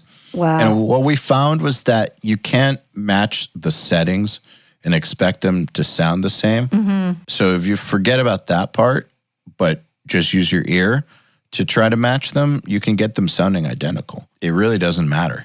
So I think there's no reason for anybody to feel like they're limited in any way, shape, or form because they don't have NRG. So how did you transition from working under somebody in pop to little by little moving up the rock ladder? I mean, I come from a metal and rock background, so my favorite bands growing up were, I was listening to like Christian death metal, like Mortification. Have you ever? Mortification, yeah, wow. Do you remember that band? Yes. I mean, that's what I was growing up on, because I wasn't allowed to listen to anything secular. And secular is considered like non-Christian music, so it was kind of, I was seeking out the heaviest stuff that I could find like in the Christian bookstore. So like finding Mortification and then Pillar, kind of bands like that, Skillet, who, all of those guys were just kind of who I grew up on. And then obviously... I didn't think Mortification and Skillet in the same sentence. That's kind of Have you funny. heard the first Skillet record? It's Nope. the one with the frying pan on the front. Like, I think it's their best record ever. It's definitely more kind of like, it's Nirvana-y rock, they've definitely changed their sound. I'm not a fan of the sound now, but I love that record, so it was kind of rock and metal was, I was so desperate to get my hands on anything that wouldn't send me to hell, so that's where I started. And then I kind of left the church when I was around 21, and I really was a late bloomer. Like, I didn't even know who the Smashing Pumpkins were until I was like 19 years old.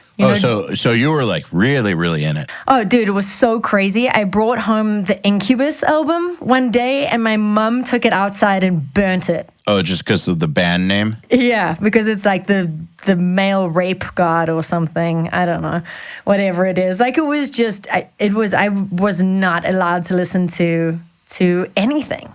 So I had a lot to catch up on. And although, that's where I got all my grounding was in the church, because churches seem to pump so much money into audio. They sure do. Yeah. And that's where I learned everything, was from this guy who owned a studio that I did an internship at called Northwind Recording in Hillcrest, Durban, in South Africa.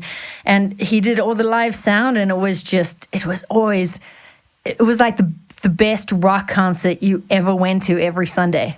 You know, it was just so I really do attribute that, even though there were lots and lots of cons, you know, that really got me started in sound. And obviously, you know, Stealing Love Jones, the band I played in South Africa, was kind of a super soft rock, kind of Avril Lavigne sounding kind of thing, but there was a niche for that at that time, and I guess that's just why it exploded and did so well. You know, didn't do well in the States, and so I fell into the pop music industry because it was where the money was, that I thought. Okay. And that was kind of it. And now that I feel that my soul has been completely destroyed by the pop music industry, which it just has, man, I really don't like it. I don't enjoy. I mean, sure, there's songs that I love. I just don't like the process. I don't like it's just not for me. I've kind of not outgrown it. I love being a part of. I mean, if it's not for you, it's not for you. Yeah, totally. And I've learned so much from it, and I'm so grateful. But it's like, you know, I grew up playing in bands with boys. You know, I had my first band when I was 12 years old, playing like Battle of the Bands. You know, I look back at that stuff and I cringe, but that's what I love to do. I love the community of it. I love sitting in a garage and drinking a cheap beer and writing a song. You know, there's something about that breaking of bread, which is just so rad, which I don't feel you get in the pop music industry. Everyone's just so fucking fabulous, and it's great. But I'm not that girl, you know? It's like I'm wearing the same oversized black T-shirt with the same black pants and the same black shoes, and that's me every single day, you know? So it's just, you find your tribe and you stick with it.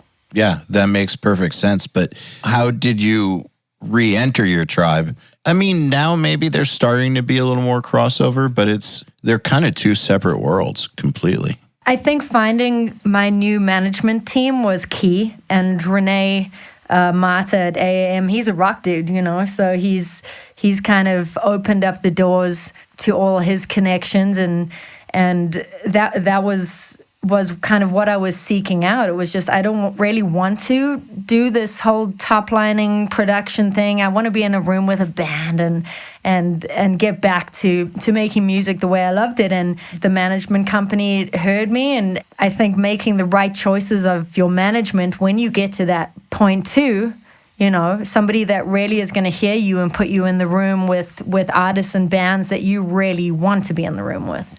That's interesting that you say that, because very few producer managers that I'm aware of actually do that. Most of the ones that I know are basically just the producer's pit bull, right? That negotiates with contracts and does the dirty work. But most of the ones I know, and good ones too, they don't do that part, like putting the artist in the room with the producer type end of things, which I think would be awesome.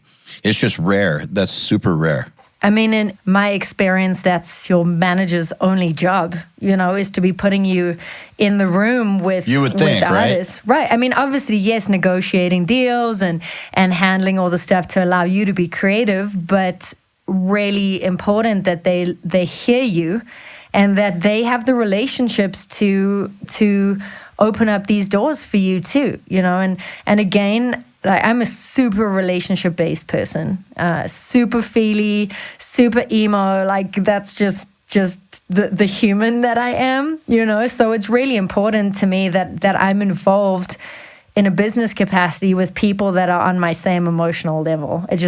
I don't speak business, even though I have a great business mind. I know what I want. I'm you know, I have finances sorted out. I have everything's compartmentalized, but I don't want to be speaking business talk with people that I'm in a relationship with. Like, hear me, understand me. This is who I am.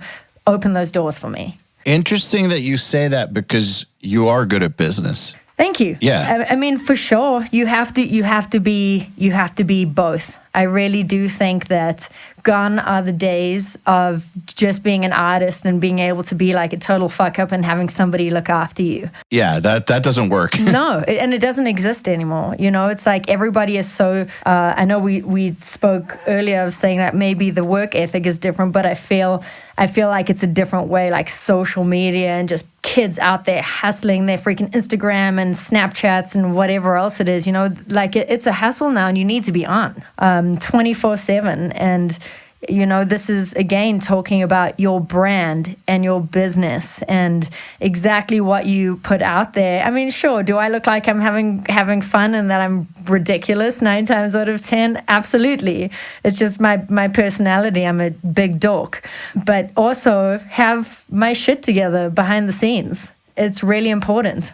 I want to talk about that a little bit because I think it's interesting that you said that you don't want to talk business with people that you're involved with, but you're also, on the other hand, you have your shit together with business and you even have side hustles going and multiple income streams. I mean, you're doing it right. You're doing it exactly right. It's interesting to me. What I'm wondering is, what's the line for you? I think maybe it's more the vocabulary of how I want to be communicated with. And maybe that came across wrong. And how I said that earlier, it's just I don't want people.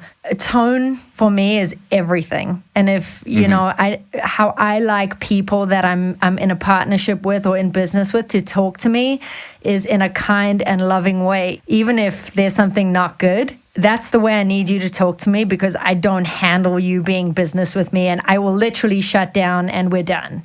You know, so I think it's really important to, which is a not a good thing for me. You know, I should be able to handle that, but I don't. But you know that about yourself. You raise a tone at me and this conversation is done. Trust me. It's like I'm emotionally shut down. I'll probably be crying in the other room. Like I'm just a big baby, you know. So it's just having people in your life that are, I mean, I probably have people I can count on 5 hands.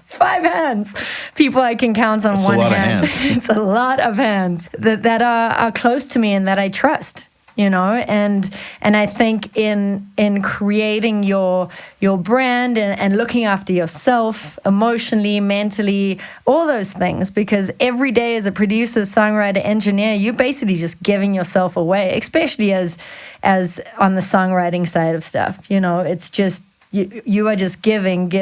So just being able to find that place and people that are, again, your same tribe. I find people in rock and metal just so much more loving for some reason. It's just like it's this hard outer thing, and like maybe we look a little scarier to the world, but there's so much more nurturing. There's so much more kindness. It's just people are real.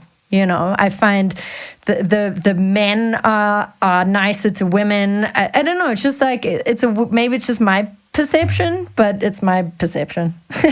I'm curious on, you know, you're talking about giving and giving and giving with writing. You got me thinking that one of the things that's the hardest to work out in a co-writing situation, this is where shit gets weird, is like who's getting what the splits are. Getting that figured out without ruining the vibe to where you're still making art and that's not even an issue. Is that where your manager comes in, or how do you walk that line and still keep that vibe exactly like you said? I walk into a room with the understanding that I probably will be writing 99.9% of the song, but I'm going to leave with 50% of it. Like if it's just me or you, it's split by however many writers are in the room. Like for example, if it's me and a band, it's going to be a 50-50 split. If it's me and 2 songwriters, it's going to be a 33 and a third split. I don't believe in nickeling and diming people. I feel like it's bad for the creative process. I think that walking into a room, you understand that however many people are in this room, we are splitting it that way. I mean, obviously, if there's like 7 band members, that makes no sense. You know, it has to, if it's a band situation, they're considered one entity. Yeah. If you're bringing in a songwriter. Or like if a band already has a song done and they just, bringing in for like some melody changes, I believe being fair and what my time is, like, sure, like I'll take 10% just for a little melody change. I don't want anybody to think that I'm taking advantage, and I don't want to feel taken advantage of either, especially when I'm doing all the heavy lifting. I think we actually chatted about this on the phone the other day, that the one thing that really, really bugs me about what's happened with the kind of the business model of the music industry, of where it is now, is that us as songwriters and producers, we basically work for free every day. It's the label puts their artist in the room with you, which, sure, it's percentage based, but you're not getting a cent unless that song goes on the record or it's a single. So if I'm in 2 sessions a day, let's just say 500 songs a year, maybe one of those songs gets picked up, and it's really frustrating, because it's like, yes, do I want to be in the room with this person? Absolutely. Like, the opportunity is awesome. I want to have this relationship with the label, but you're basically a professional gambler. Just having these people in the room, it may do something, it may not do something, So I think understanding at that point, like, yes, I deserve X amount. If, for example, it's been a session where it's 100% where I'm doing all the heavy lifting, and actually, I don't know, because I feel like you would never have written that song if that person wasn't in the room. So democratic splits always. Just so much easier.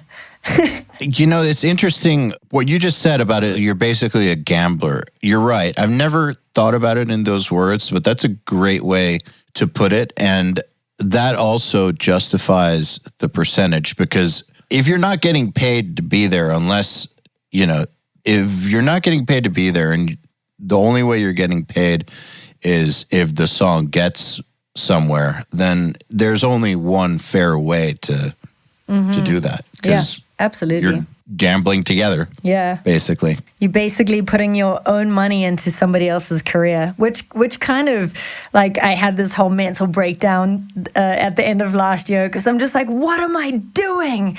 It's like I'm spending all this time with artists that, to be honest, I don't really believe in. Kind of climbing up the ladder to get to the artist that you want to get to, and you basically just investing in other people's careers. And I was trying to think of how could we flip that around. Like, we should be investing in ourselves, but at the same time getting these, I don't know. It was just, I had a complete meltdown at the end of last year, just like, this has to change, What conclusion did you come to? Well, the conclusion that I came to was that I guess I'm at a point in my career where I can do this, So now I'm just choosing which artists that I want to work with. I get approached by my management daily, several times a day, saying, this artist, this artist, this artist, I'll check them out.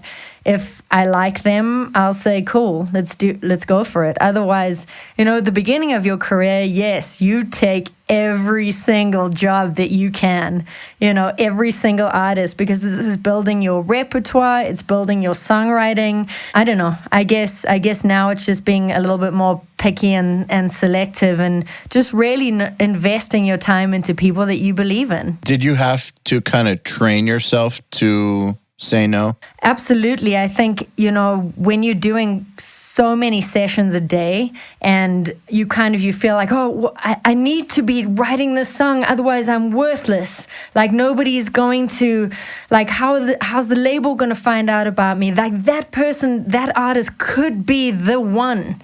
And it's really hard. You just get into this kerfuffle of life, because it's just, you end up neglecting yourself, you end up neglecting your relationships, so finding that balance is really, really important. So now just setting those boundaries in my life, to be honest, has made me more productive. It's given me more clarity. It's, the artists that I really want to work with, I'm putting it out into the universe, and my management's making that happen. So it's working, I guess. Working with an artist from the frame of, I have to take this because what if it's the one, seems like a really negative spot to choose to work with an artist from, as opposed to the I'm stoked to be working with this person because I love their work. Let's do something awesome together. That's a long way away from I have to say yes, even though I might not really want to. I have to say yes because what if it's the game changer? I mean, the thing is, there's so many people kind of on Instagram and inspirational music, whatever they call themselves, that I just see that they keep saying, take every session, which is why we've taken every session, because if you don't do it, somebody else is going to do it. And, Well, okay, so like you just said, at the very beginning, you have to. You have to for all the reasons you said. Beggars can't be choosers. And the only way you're going to get good is by doing it all the time. So probably if you're at the beginning of your career, you probably suck or kind of suck or just not that good yet. Probably, more than likely, you have to get past that stage. So forget relationships and connections and all that. Like, first and foremost, you need to get good. And the only way you're going to get good is by working a lot. And so that's why I tell people at the beginning to say yes, is just because they need to stop sucking. And the only way they're going to stop sucking is by working, doing as much as they can, as often as they can. But there comes a point where they need to put the brakes on.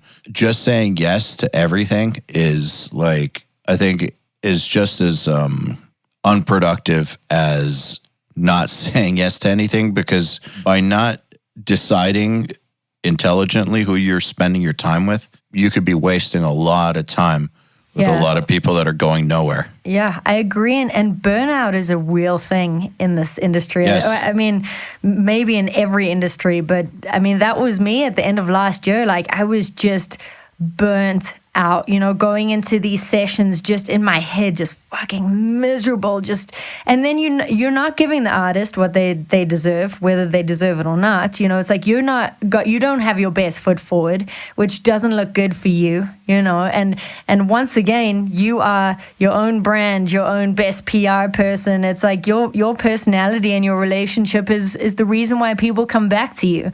Obviously, yes, getting your chops up, so important, but just taking care of yourself too. If you have nothing creative to give, you are no good to anybody nor yourself. So I agree with you about online gurus, by the way. I kind of hate them.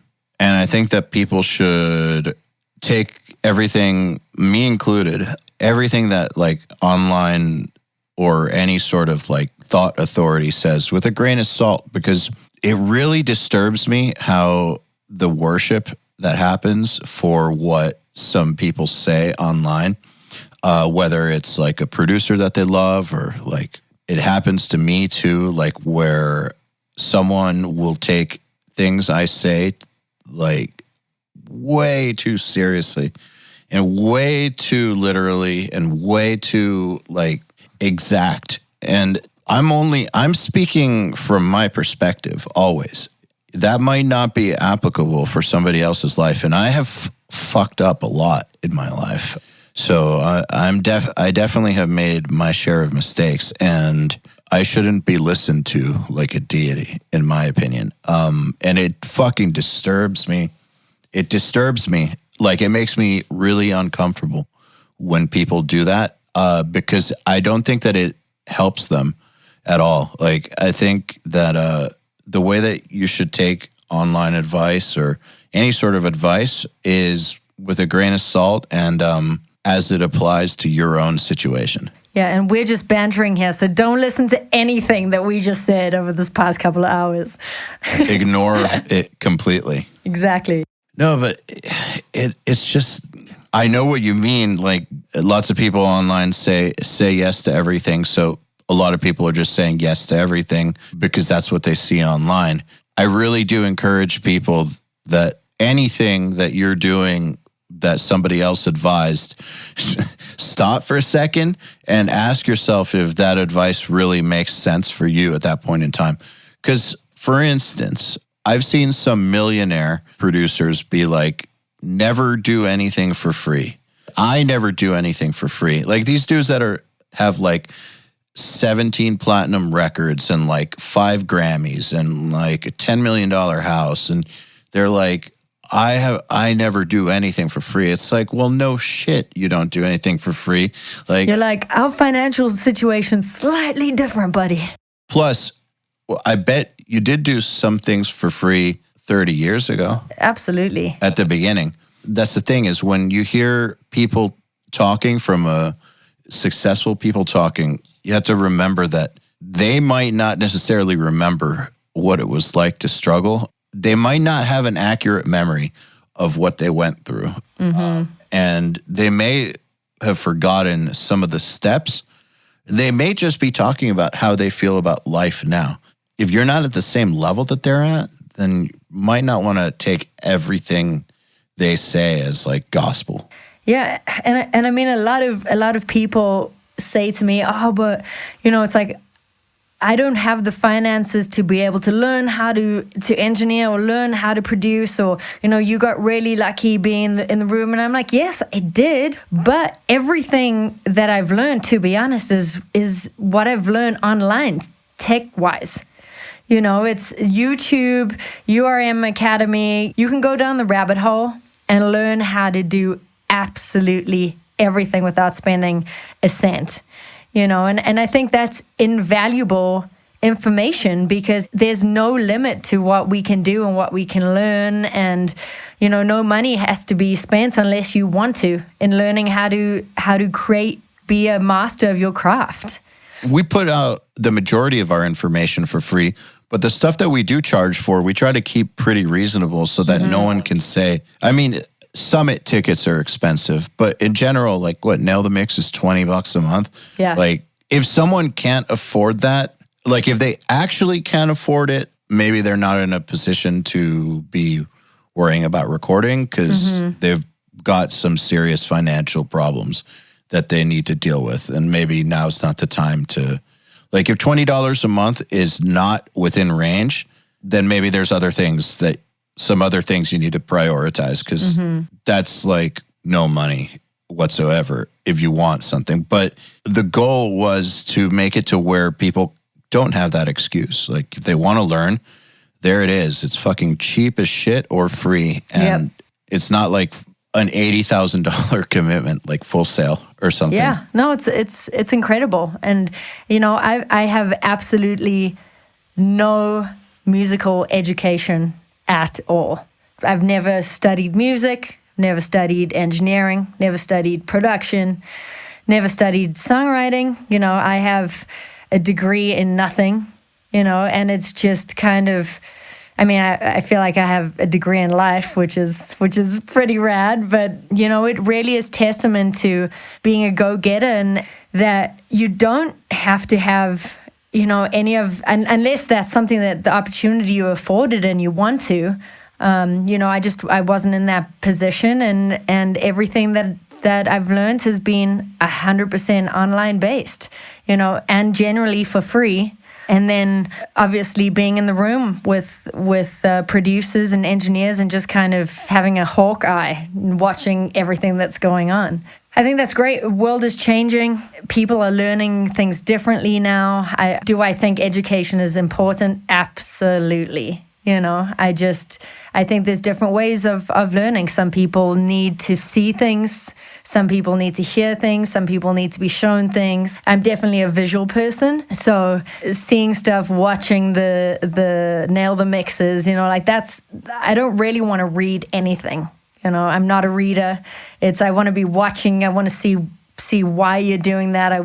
That's just the way that I like to learn. So figuring out what kind of person you are and how you learn, and I think also being a realist about, you might be desperate to be an engineer or a producer, and you just, you know, there is something about having that it factor. It's like you're born with a vibe. You know, you either have great instinct, great ears.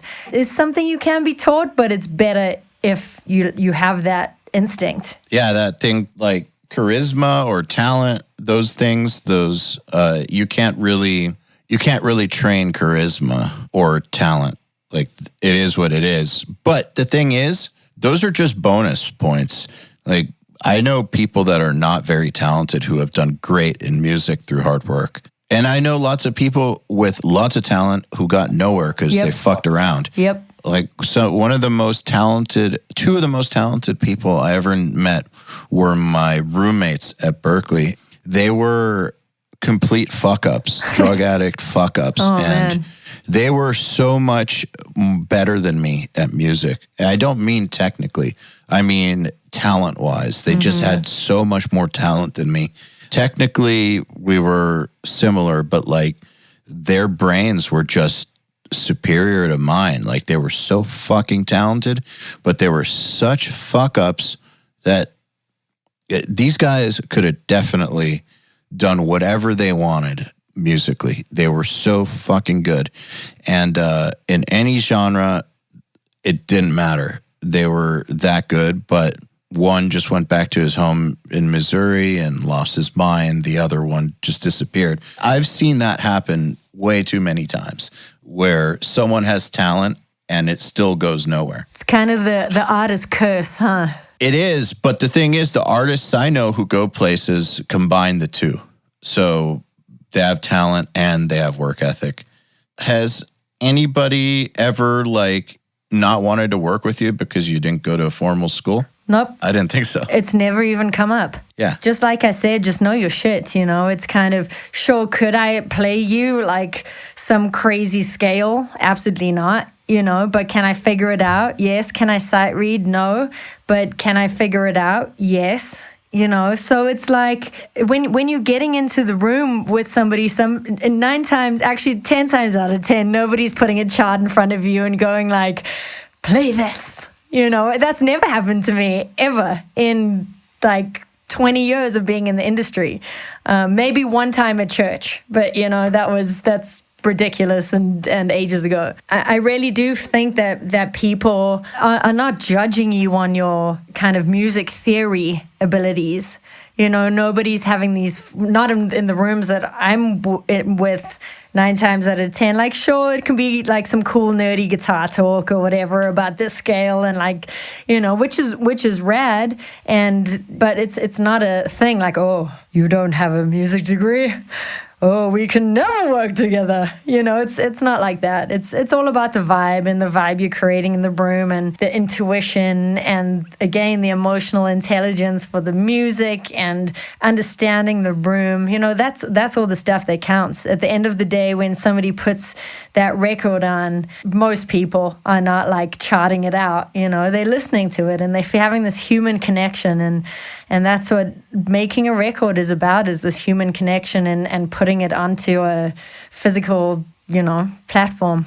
So to people that are, looking to embark on a career in production or songwriting, how would you suggest that they get started if they're starting from zero?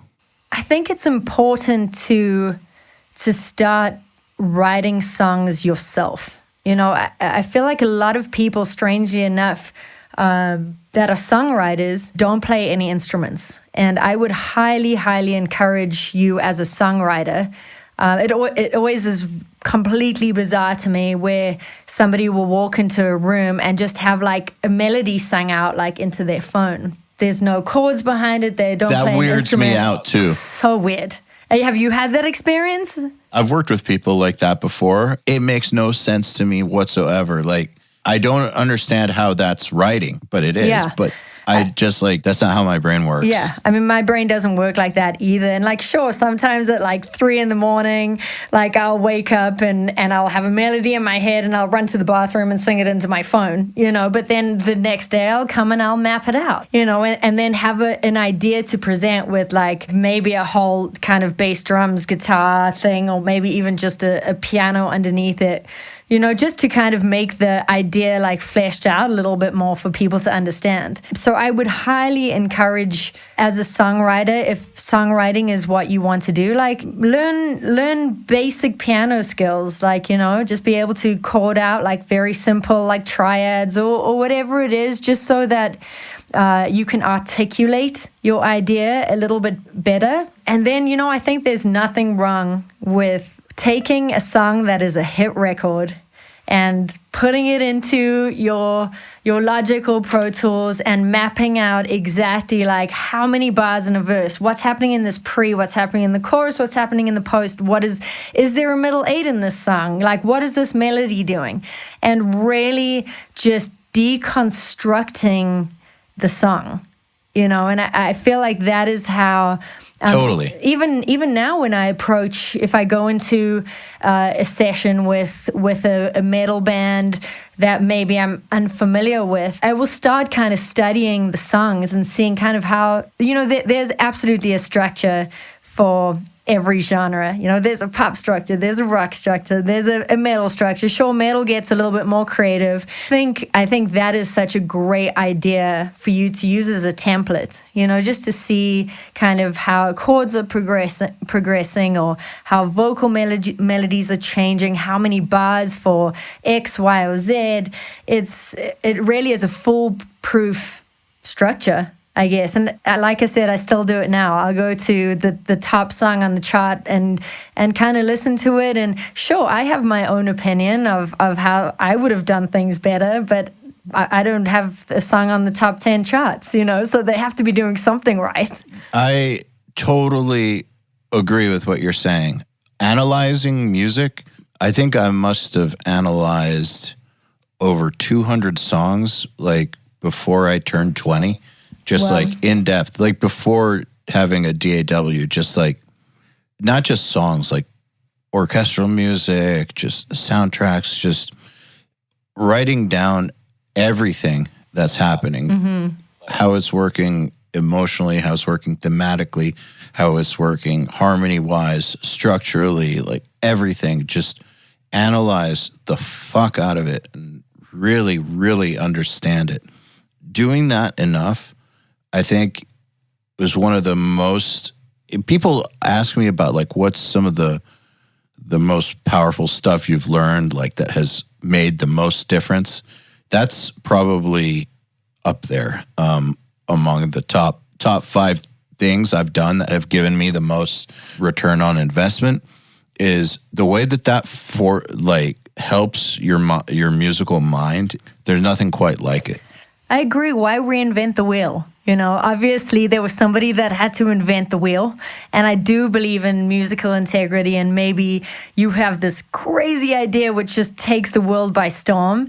But I think at that point, like there's something to be said about, like, if you want to break into the industry and be really good at this certain genre, you kind of have to figure out how to nail that first, and then you can start throwing your little tidbits into it, which I think it's a foolproof idea.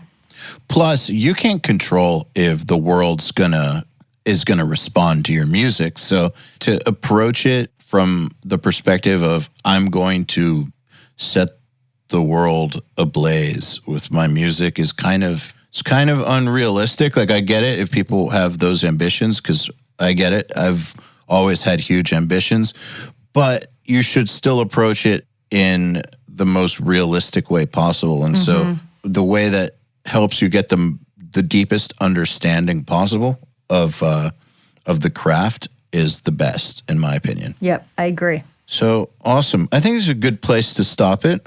I want to thank you very much for coming on the podcast. It's been awesome speaking with you. Oh, man, the pleasure is all mine on our little Valentine's Day podcast date. I loved it. Absolutely. Happy Valentine's Day. Thank you to you too. Thanks. Okay, then. Another URM podcast episode in the bag. Please remember to share our episodes with your friends, as well as post them to your Facebook, Instagram, or any social media you use. Please tag me at EYAL Levy URM Audio, and of course, please tag my guests as well. Till next time, happy mixing. You've been listening to the Unstoppable Recording Machine Podcast. To ask us questions, make suggestions, and interact, visit urm.academy and press the podcast link today.